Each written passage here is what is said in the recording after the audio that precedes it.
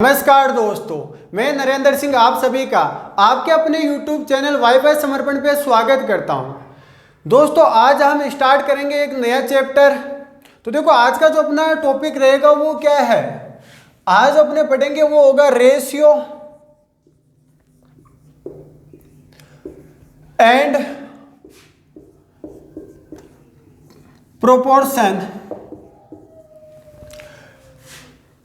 तो देखो, रेशियो को हिंदी के अंदर क्या कहते हैं भाई? रेशियो का मतलब होता है अनुपात,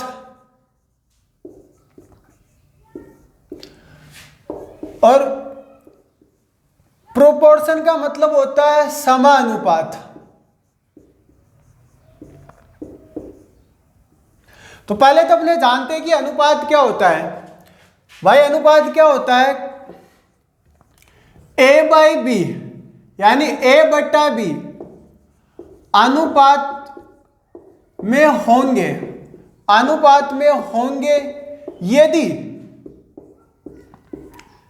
ए एंड बी, यदि A and B same type की चीजें हो, सेम टाइप की चीजें हो। ए बाई बी अनुपात में होंगे यदि ए और बी समान टाइप की चीजें हो, उसी कंडीशन के अंदर ये क्या होंगे? अनुपात में होंगे।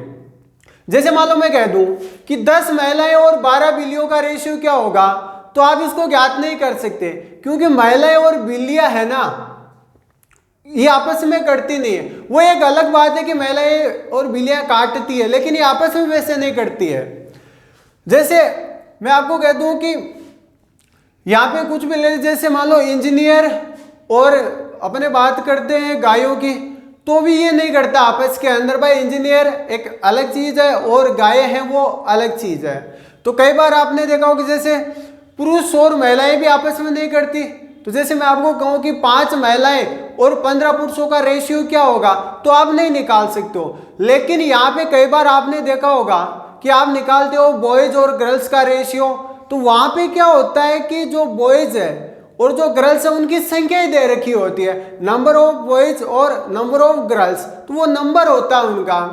तो यहाँ पे जो ए और बी है वो समान टाइप की चीजें होगी, तो उसी कंडीशन के अंदर ए बाई बी रेशियो होगा। और देखो, आपसे क्या पूछ सकता है भाई, यहाँ पे जैसे आपसे पूछ सकता है वर्गानुपात, वर्गानुपात यानी वर्गानुपात ए बाई बी, तो इसका वर्गानुपात क्या बनेगा? ए स्क्वायर बट्टा बी स्क्वायर। भाई, सिंपल सी बात है, इसके अंदर नाम के अंदर क्या दे रखा है? वर्ग, यानी आपको वर्ग करना है। ए बाई बी का यदि आप वर्गानुपात निकालोगे तो वो क्या बनेगा? वर्ग कर दो दोनों का, ए का भी वर्ग कर दो और बी का भी वर्ग, तो ये हो जाएगा ए स्क्वायर बाई बी स्क्वायर। जैसे देखो, आपको कहे 2 बट्टा 3, इसका निकालना है, तो 2 का स्क्वायर बट्टा 3 का स्क्वायर, तो कितना होगा? 4 बट्टा 9। ये हो गया इसका वर्गानुपात। और क्या पूछ सकता है आपसे? वर्गमूला, वर्गमूलानुपात। तो वर्गमूलानुपात की अगर मैं बात करूं तो जैसे ए बाई बी है, इसका आपको वर्गमूलानुपात निकालना है, तो ये हो जाएगा root a by root b. इसी प्रकार आपसे पूछ सकता है घनानुपात, घनानुपात। इसी प्रकार आपसे क्या पूछ सकता है? घनानुपात। जैसे ए बाई बी है, इसका आपको निकालना है, तो आपको क्या करना है? दोनों का घन कर देना है, ए का क्यूब बट्टा बी का क्यूब। फिर आपसे और क्या पूछ सकता है भाई? वो आपसे पूछ सकता है घनमूलानुपात, घनमूलानुपात। तो घनमूलानुपात जैसे आपको दे रखा है ए बाई बी, इसका आपको निकालना है घनमूलानुपात। तो यहां पे आप ए का भी घनमूल निकाल दो और बी का घनमूल निकाल दो, बस एकदम सिंपल है, जो आपको नाम के अंदर पड़ा वो चीज आपको निकालनी है। जी यहाँ पे घनमूल की बात कर रहा है तो दोनों का घनमूल निकाल दो। यहाँ पे देखो वर्गमूल की बात कर रहा है तो दोनों का वर्गमूल निकाल दो। यहाँ पे घन की बात कर रहा है तो दोनों का घन कर दो। तो बहुत ही कम है ना इस पे क्वेश्चन पूछे जाते हैं। चलो आगे अपने बात करते हैं। देखो समानुपात, समानुपात का मतलब क्या होता है भाई? देखो इसका आप संधि विच्छेद करके भी पता कर सकते हो। सम प्लस अनुपात, यानी दो ऐसे अनुपात जो आपस में सम यानी समान हो। जैसे मेरे पास जैसे ए बी सी और डी, चार पद है, पहले दो पदों का अनुपात फिर दो पदों का अनुपात, ये आपस में क्या होंगे भाई? बराबर होंगे। यानी पहले दो पदों का अनुपात और अंतिम दो पदों का अनुपात आपस में क्या होंगे? बराबर होंगे। तो उस कंडीशन के अंदर हम कह सकेंगे कि जो दोनों अनुपात वो समानुपात के अंदर है। और इसके अंदर क्या होता है? बाह्य पदों का गुणा, बाह्य पद है ए इंटू डी, तो ये हो जाएगा ए डी, बराबर होता है मध्य पदों का गुणा यानी बी इंटू सी। आपको क्या ध्यान रखना है भाई? यहाँ पे हमें आपको क्या समझा रहा हूं कि जो बाह्य पदों का गुणा है वो बराबर होता है यहाँ पे मध्य पदों के गुणनफल के बराबर। बाह्य पदों का जो गुणनफल है वो बराबर होगा मध्य पदों के गुणनफल के बराबर। और समानुपात का यहाँ पे मतलब क्या निकलता है कि प्रथम दो पदों का अनुपात और अंतिम दो पदों का जो अनुपात है वो आपस में क्या होते हैं? बराबर होते हैं। और जो समानुपात है उसको आप 4 डॉट 4 टिमकियों से प्रदर्शित करते हो, और जो अनुपात होता है उसको 2 टिमकियों से प्रदर्शित किया जाता है। सिंपल सी बात है। तो अब आपने बात करते हैं आगे और कैसे कैसे इस पे क्वेश्चन पूछे जा सकते हैं। ये इतनी बात आपको यहाँ पे ध्यान रखनी है कि बाह्य पदों का गुणा बराबर होगा मध्य पदों का गुणा। जैसे इसमें मैं आपको एक क्वेश्चन पूछा हूं, देखो यहाँ पे देखो क्वेश्चन क्या है कि 8 अनुपात x समानुपात 48 अनुपात 36। तो x की वैल्यू यहाँ पे आपको बतानी है। तो x की वैल्यू क्या होगी? तो यहाँ पे देखो मैंने आपको अभी बताया था कि जो बाह्य पदों का गुणा है वो बराबर होगा मध्य पदों के। तो यहाँ पे देखो मध्य पद का गुणा कितना होगा? x इंटू 48 बराबर होगा बाह्य पदों का गुणा 8 इंटू 36। x की वैल्यू चाहिए तो x बराबर इधर हो गया 8 इंटू 36 बट्टे में कितना आ जाएगा? 48। 8 से ये कटेगा, 8 से 48, 6 से ये कटेगा, छकड़मकड़ 36। तो जो x की वैल्यू निकल के आएगी वो कितनी होगी? यहाँ पे 6 हो जाएगी। तो इस प्रकार के यहाँ पे क्वेश्चन पूछे जा सकते हो। बाकी नंबर्स यहाँ पे चेंज करके बार बार से क्वेश्चन पूछे जाते हैं। अब मैं आगे बात करता हूँ कि आपसे और क्या क्या इसके अंदर पूछा जा सकता है। अब देखो और क्या पूछ सकता है? वो आपसे पूछ सकता है मध्य अनुपाती, मध्य अनुपाती यानी मीन प्रोपोर्शनल मध्य अनुपाती। तो इसके अंदर देखो जैसे मेरे पास दो है ए और बी, यहाँ पे दो ए और बी है और मैंने मान लिया कि जो अक्स है वो इसका क्या है? मध्य यानी मीन बीच वाला अनुपात है। ये आपको यहाँ पे एक्स की वैल्यू याद करके बतानी है। तो ये देखो तभी संभव है जब ये दोनों आपस में अनुपात में और ये दोनों आपस में अनुपात में हो। जैसे ए अनुपात एक्स समानुपात एक्स अनुपात बी। भाई मध्य अनुपाती आपको दो दे रखे ए और बी, इनका बीच वाला चाहिए और बीच वाले को मैंने क्या मान लिया? यहाँ पे एक्स मान लिया। तो यानी ये तभी संभव होगा जब पहला और जो दूसरा है ये अनुपात में और दूसरा और जो तीसरा वो क्या हो? आपस में अनुपात में। तो यानी ए अनुपात एक्स समानुपात एक्स अनुपात बी। तो यहाँ पे देखो मध्य पदों का गुणा एक्स इंटू एक्स कितना होगा? एक्स स्क्वायर बराबर बाह्य पदों का गुणा ए इंटू बी। तो एक्स स्क्वायर बराबर हो जाएगा यहाँ पे कितना? ए बी। तो एक्स बराबर कितना होगा? Root a b. ये कितना होगा? Root a B. एक्स बराबर कितना होगा? Root a b. तो जो मध्य अनुपाती होगा वो क्या होगा? यहाँ पे रूट ए बी। अगर आपको ए और बी का मध्य अनुपाती निकालना है तो आपस में गुणा करके उसका आप रूट निकाल दो। जैसे अगर मैं क्वेश्चन की बात करूं, एग्जांपल देखो आपसे पूछ लिया 16 व 100 का मध्य अनुपाती बताओ। 16 व 100 का मध्य अनुपाती। तो x बराबर क्या करना आपको, दोनों को आपस में गुणा कर दो, 16 इंटू 100 और ऊपर आ जाएगा रूट, दोनों को आपस में गुणा करके उसका वर्गमूल निकाल दो। तो ये कितना होगा भाई, 16 का कितना होता है 4 और 100 का वर्गमूल कितना 10, तो बराबर कितना आ जाएगा 40। कल को आप ये भूल जाओ फॉर्मूला तो आप ऐसे यहाँ पे निकाल सकते हो भाई, यहाँ पे रख दो भाई, यहाँ पे ये तो हो गया 16 और ये हो जाएगा भी हो जाएगा 100, तो 16 और ये हो जाएगा कितना 100, तो ये हो गया देखो मध्य पदों का गुणा, ये हो जाएगा मध्य पदों का गुणा x स्क्वायर, बाएं पदों का गुणा 16 इंटू 100, तो x बराबर कितना होगा रूट 16 इंटू 100, रूट 16 इंटू 100, 16 का बनेगा 4 और 100 का बनेगा 10, तो ये कितना आ जाएगा 40। अब अपने बात करते हैं देखो आगे तृतीय अनुपाते की।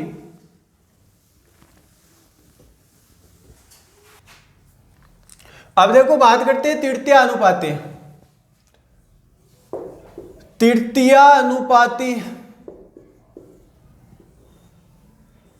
इसके अंदर आपको देखो पहला और दूसरा दे रखा है, तीसरा ज्ञात करना, उसको मैंने मान लिया x। पहला और दूसरा आपको देखो नाम से पता चलता है कि कौन सा ज्ञात करना है, पहला दूसरा आपको दे रखा है और तीसरा ज्ञात करना है, और ये भी तभी संभव है पहला और दूसरा अनुपात में और दूसरा और तीसरा आपस में अनुपात में हो। तो यानी मैं इसको ऐसे लिख सकता हूं a अनुपात b समानुपात b अनुपात x।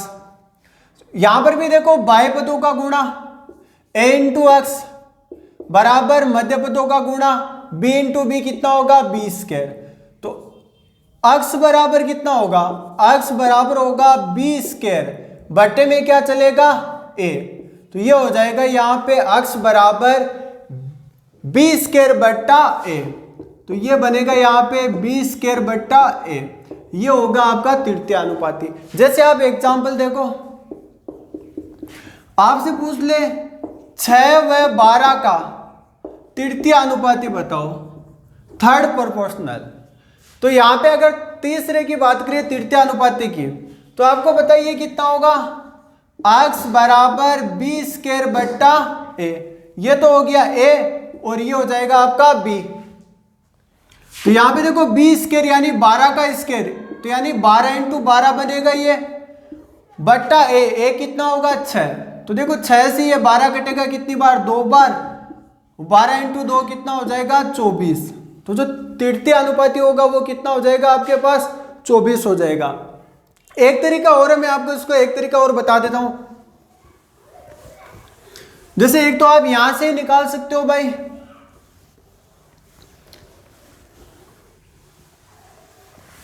तीसरा पूछ रहा है यहां पे, तो देखो यहां पे ये हो गया 6 और 12 आपको दे रखा है, 6 व 12, 6 और 12 है, तो 6 अनुपात 12, ठीक है, समानुपात 12 अनुपात x।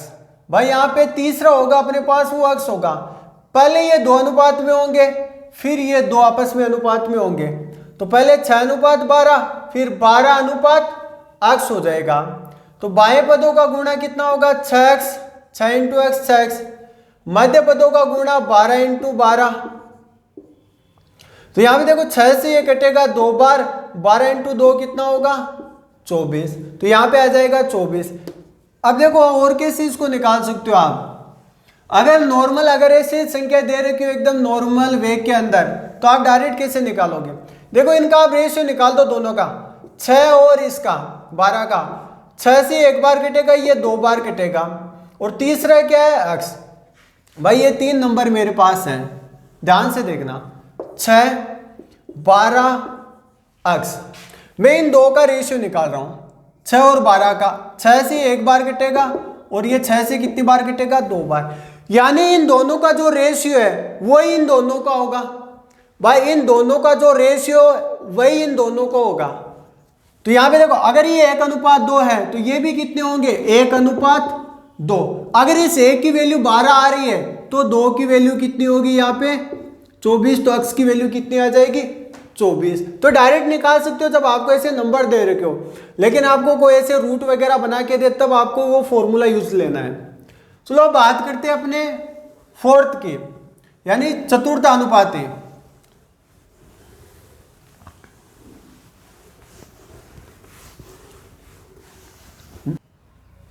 चतुर्थानुपाती की बात करते हैं अपने।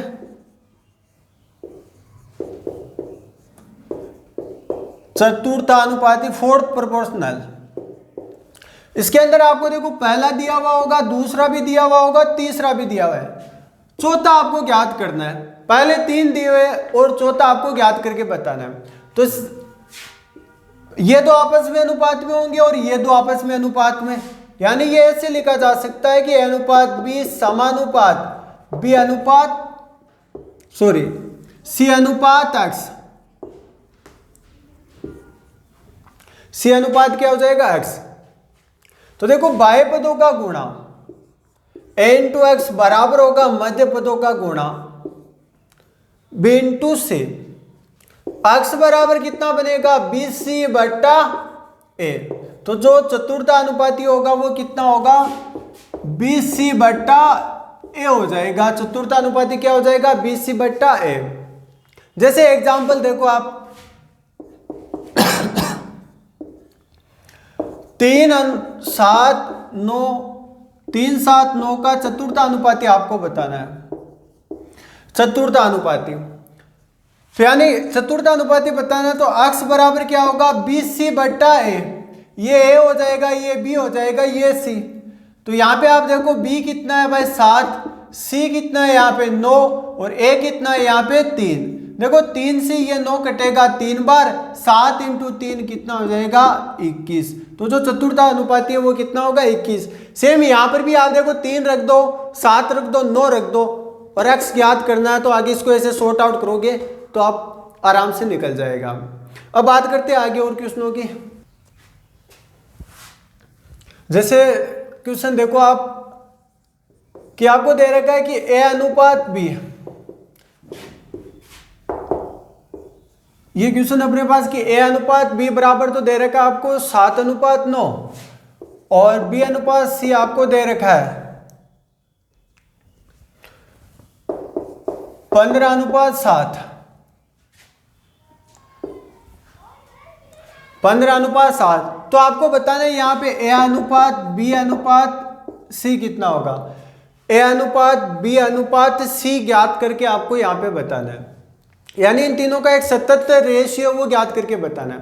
अब एक चीज यहाँ पे आपको ध्यान रखनी है, जब भी इस प्रकार आप ये सतत अनुपात निकाले, भले 3 का निकालो, 4 का निकालो, 5 का, कितना को अभी आप निकाल रहे हो ना, उस कंडीशन के अंदर आपको ध्यान रखना है कि ये दो आपस में बराबर होने चाहिए। यहाँ पे ये B है ना, तो यहाँ पर भी B होना चाहिए, यहाँ पे A है तो यहाँ पर भी A, यहाँ पे C है तो यहाँ पर भी C, यानी ये दोनों बराबर होना चाहिए। ये चीज आपको यहाँ पे ध्यान रखनी है। अगर यहाँ पे ये बराबर नहीं है ना, तो उस कंडीशन के अंदर आपको यहाँ पे बराबर बनाना होगा। जैसे मान लो कल को मैं यहाँ पे दे देता, यहाँ पे उल्टा करके देता B अनुपात A, तो इसको आपको वापस उल्टा करके A अनुपात B बनाना पड़ेगा, क्योंकि दोनों को यहाँ पे आपको सेम करना है। ये चीज आपको ध्यान रखनी है, अदरवाइज क्वेश्चन गलत हो जाएगा।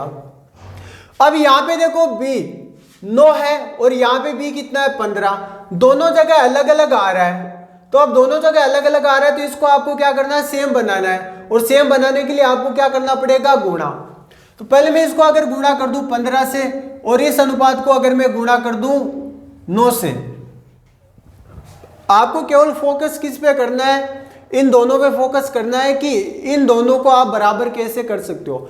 भाई ये 9 है, ये 15, तो 9 को तो मैंने 15 से गुणा कर दिया और 15 को मैंने 9 से गुणा कर दिया, तो आपस में क्या हो जाएंगे? ये बराबर हो जाएंगे।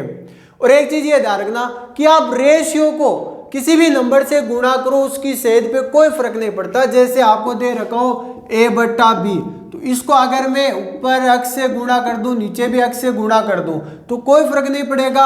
अगर इसको मैं 2 से गुणा कर रहा हूं तो नीचे भी 2 से गुणा कर रहा हूं, तो कोई फर्क नहीं पड़ेगा। रेशियो को किसी भी नंबर से गुणा करने पर कोई फर्क नहीं पड़ता है, ये इसकी एक प्रॉपर्टी होती है, ये चीज आपको ध्यान रखना है। अब देखो अगर मैं इसको 15 से गुणा कर रहा हूं तो मेरे पास देखो A अनुपात B कितना बनेगा। अगर मैं 15 से ये गुणा कर रहा हूं तो जो अनुपात है पूरा उसको पूरे को गुणा करना पड़ेगा। 15 इंटू 7 कितना होगा 105 और 15 नमा का 135। फिर देखो बी अनुपात सी क्या बनेगा, 9 से अगर मैं गुणा कर रहा हूं तो 15 नमा का 135, 15 नमा का 135 और ये कितना होगा 9 सत्ता 63, तो ये हो जाएगा 63। अब देखो दोनों सेम आ रहा है, यहां पर भी 135 है और यहां पर भी 135 है, क्योंकि यहां पर बी है और यहां पर भी बी है, तो दोनों जगह सेम होना चाहिए। तो अब देखो ए अनुपात बी अनुपात सी क्या बनेगा, तो क्रम ध्यान रखना, ए उसके बाद में बी उसके बाद में सी, इसी क्रम में आएगा। तो देखो ए कितना आ रहा है 105, बी कितना है 135 और सी कितना है यहाँ पे 63, तो ये अनुपात होगा 105 अनुपात 135 अनुपात 63। और एक चीज और ध्यान रखनी है, अनुपात तब तक करना है जब तक ये कट के है ना पूरा नहीं हो जाता, तब तक आपको करना है, ये ध्यान रखना।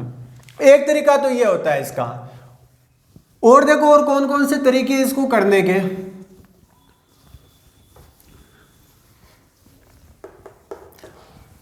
अब देखो इसको आप डायरेक्ट कैसे करोगे,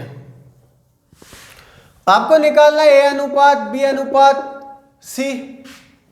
ए के लिए तो आपको क्या करना है, इसको गुणा कर दो आपस में, 15 इंटू 7 कितना हो जाएगा ये 105। लास्ट वाले सी के लिए इसको आप गुणा कर दो, कितना हो गया 9 सत्ता 63। वापस सुन लो आप, पहले ए के लिए आपको इन दोनों को आपस गुणा कर दो, लास्ट वाले सी के लिए इन दोनों को आपस में गुणा कर दो, बीच वाले बी के लिए इनको ऐसे तिरछा गुणा कर दो, कितना हो जाएगा भाई ये 15 नमा का 135, और वही वहां पे आ रहा था पहले से। और देखो और क्या क्या तरीके, ये सबसे बेस्ट तरीका लगा मुझे, तो सबसे बेस्ट है और बहुत ही आसान तरीका है। देखो और तरीके क्या हो सकते हैं इसके अंदर, कि ए अनुपात बी अनुपात सी, ए अनुपात बी अनुपात सी दे रखा आपको। ए अनुपात बी कितना है भाई 7 अनुपात 9 है, ए अनुपात बी कितना है 7 अनुपात 9। अब देखो बी अनुपात सी कितना दे रखा है, बी अनुपात सी आपको दे रखा है 15 अनुपात 7 दे रखा है, तो बी और सी का अनुपात लिखना है। अब देखो बी और सी का अनुपात लिखना है ना, एक लाइन में आपको केवल एक ही अनुपात लिखना है। तो पहली लाइन के अंदर देखो ए अनुपात बी आ रहा है 7 अनुपात 9, फिर आपको लिखना है बी अनुपात सी, तो वो नीचे वाली लाइन के अंदर होगा बी अनुपात सी, तो बी कितना है भाई यहाँ पे 15 और सी कितना है यहाँ पे 7, इस प्रकार लिखना है। अब आपको क्या करना है, यहाँ पे जो भी खाली स्थान बच रहा है ना उस खाली स्थान को भरना है। यहाँ पे 9 है, तो इस 9 के आगे जितने भी खाली स्थान है उन सब जगह 9 आएगा। तो इसके आगे देखो एक ही खाली स्थान आ रहा है, यहाँ पे कितना आ जाएगा 9, यहाँ पे ये कितना आ जाएगा 9, ये 15 है, तो इस 15 से पहले जितने भी खाली स्थान है वहां पे कितना आएगा 15, यानी यहाँ पे इससे पहले जितने भी खाली स्थान उन सब जगह क्या आएगा 15। यहाँ पे 9 था, इसके आगे जितने भी खाली स्थान होंगे वहां पे कितना आएगा 9, यानी जो नंबर होता है और उस नंबर के आगे जितने भी खाली स्थान होते हैं तो वही नंबर आता है। अब इनको आपको क्या करना है, इसे ऊर्ध्वाधर गुणा कर दो, कितना हो गया भाई 105, 15 नमा का 135 और 9 सत्ता कितना हो जाएगा 63। तो ये अनुपात हो जाएगा अपने पास कितना 105 अनुपात 135 अनुपात 163। एक तो ये हो गया, और मैं आपको इसके और तरीके बता दूंगा। ये भी एक बेस्ट तरीका है, इससे पहले वाला बेस्ट था, ये बेस्ट है। देखो ए अनुपात बी अनुपात सी आपको निकालना है, उसी प्रकार देखो ए अनुपात बी कितना है 7 अनुपात 9, बी अनुपात सी कितना है 15 अनुपात 7। अब बात आ रही है अपने पे आ रही है बात, देखो आपको क्या करना है, यहाँ पे उल्टा एन बनाना है, एन नहीं बनाना उल्टा एन बनाना है। इनको आपस में गुणा कर दो, कितना होगा 105 अनुपात, इसको आपस में गुणा कर दो कितना होगा 135, और इसको आपस में गुणा कर दो कितना होगा 63। देखो उल्टा एन बन रहा है ना, ऐसे ऐसे बन रहा है ना, ये ऐसे भाई एन ऐसे होता है, ये इसका उल्टा हो रहा है ऐसे, तो आपको उल्टा एन बनाना है। यहाँ पे इनको आपस में गुणा करके लिख दो, फिर बीच वाले टर्म के लिए इनको आपस में सीधा गुणा कर दो, लास्ट वाले टर्म के लिए इनको आपस में गुणा कर दो। तो इस प्रकार करना है। तो मैंने आपको इसकी है ना 4 मेथड बताई, 4 में से इससे पहले वाली और उससे पहले वाली 2 नंबर और जो 3 नंबर पे जो मैंने आपको मेथड बताई है वो सबसे बेस्ट और बहुत ही कम टाइम के अंदर निकल के आ जाता। और आगे बात करते हैं इसकी क्वेश्चनों की। और देखो कैसे कैसे क्वेश्चन पूछ सकते हैं इसके अंदर। जैसे आपको दे दे अनुपात बी बराबर 2:3 और बी अनुपात सी बराबर दे आपको 4:5, तो ज्ञात करके बताना ए अनुपात बी अनुपात सी क्या होगा, ये अनुपात ज्ञात करके बताना। अब आपको बारी बारी से इनको बराबर करने की आवश्यकता नहीं, डायरेक्ट निकाल सकते हो, मेरा बताया हुआ है। ए के लिए आपको क्या करना है, इनको आपस में गुणा कर दो, कितना हो गया 4 दूनी 8। लास्ट वाले सी के लिए इनको आपस में गुणा कर दो, कितना हो गया 5 3 15। और बीच वाले के लिए इनको तिरछा गुणा कर दो, कितना हो गया 4 3 12। अब आप चेक कर लो कोई कट तो नहीं रहा है, यदि कट रहा हो तो इसको काट के और छोटा करना पड़ेगा। 4 से ये कट रहा है, ये कट रहा है, ये नहीं कटेगा। 3 से ये कट रहा है, ये कट रहा है, ये नहीं कटेगा। 2 से ये कट रहा है, ये कट रहा है, ये नहीं कटेगा, यानी ये नहीं कट रहा है। यहाँ पे एक ही नंबर से तीनों को काटना है, ये नहीं इसको आप 4 से काट रहे हो, इसको 3 से काट रहे हो, ऐसे कतई नहीं होता है। यहाँ पे केवल एक ही नंबर से काटा जाएगा और एक ही नंबर से गुणा किया जाएगा। जब आप अनुपात को गुणा करें तो एक ही नंबर से करना पड़ता है, इसलिए इसको 2 से, इसको 3 से, इसको 4 से, ऐसे नहीं होता है। इसके अंदर आपको एक ही नंबर से गुणा करना पड़ता है और एक ही नंबर से काटना पड़ता है, तो इसके अनुपात में कोई फर्क नहीं पड़ता है। तो इसका जो बनेगा वो कितना हो जाएगा, यहाँ पे ये होगा 8:12:15। और बात करते हैं नेक्स्ट क्वेश्चन की। अब देखो और देखो, आप यहां पे आपको दे रखा हो जैसे ए अनुपात बी बराबर 3:5 और आपको दे रखा हो बी अनुपात सी बराबर 2:3। तो ज्ञात करना है ए अनुपात बी अनुपात सी, ये ज्ञात करना है। तो देखो एक के लिए तो आपको क्या करना है, इनको आप सीधा गुणा कर दो, 3 × 2 6। लास्ट वाले सी के लिए इनको आप सीधा गुणा कर दो, कितना हो जाएगा 5 3 15। और बीच वाले बी के लिए इनको आप तिरछा गुणा कर दो, कितना हो गया 5 दूनी 10। तो ये आ जाएगा 6:10:15। यदि कट रहा हो तो आप इसको काट के गुणा कर दो, काट के छोटा कर दो। और वो खालिस्तान वाली भी देख लो बात, खालिस्तान वाले से कैसे करोगे। ए और बी कितना है 3:5, मत करना 3:5। बी और सी कितना है 2:3। बी और सी कितना है यहाँ पे 2:3। अब देखो खालिस्तान भरना है आपको, तो देखो यहाँ पे 5 पड़ा है, तो 5 के आगे जितने भी खालिस्तान है उसके अंदर सबके अंदर 5 भरा जाएगा। यहाँ पे 2 है, इस 2 के आगे जितने भी खालिस्तान है उन सब जगह 2 ही भरा जाएगा, कितने भी हो सब जगह 2। इधर 5 के आगे कितने भी हो सब जगह 5 ही भरा जाएगा। तो ये भी बहुत आसान मेथड है। अब इनको आपस में गुणा कर दो, देखो कितना हो गया 6, 5 दूनी कितना हो गया 10, 5 3 कितना हो गया 15। ये भी नहीं कटा, देखो 3 से ये कटेगा, ये कटेगा, पर 10 नहीं कटेगा। 2 से देखो 6 कट रहा है, 10 कट रहा है, 15 नहीं कटेगा। 5 से 10 और 15 कट रहा है, लेकिन 6 नहीं कटेगा। तो मेरे कहने का मतलब अनुपात ये रहेगा 6:10:15। अब बात करते हैं 4 4 हो, 5 5 हो, तब क्या करेंगे। अब देखो 4 4 दे तब क्या करोगे। जैसे आपको दे रखो ए अनुपात बी बराबर 1:2, बी अनुपात सी बराबर आपको दे रखा हो 3:4 और सी अनुपात डी बराबर आपको दे रखा हो 5:6। और आपको ज्ञात करना हो, यहाँ पे ज्ञात करना हो आपको ए अनुपात बी अनुपात सी अनुपात डी, ये आपको ज्ञात करना हो। जब 4 4 दे तो सिंपल आप रख दो, पहले ए और बी का रख दो, कितना है 1:2। फिर देखो बी और सी का कितना है 3:4, तो बी और सी के नीचे रखना है आपको 3:4।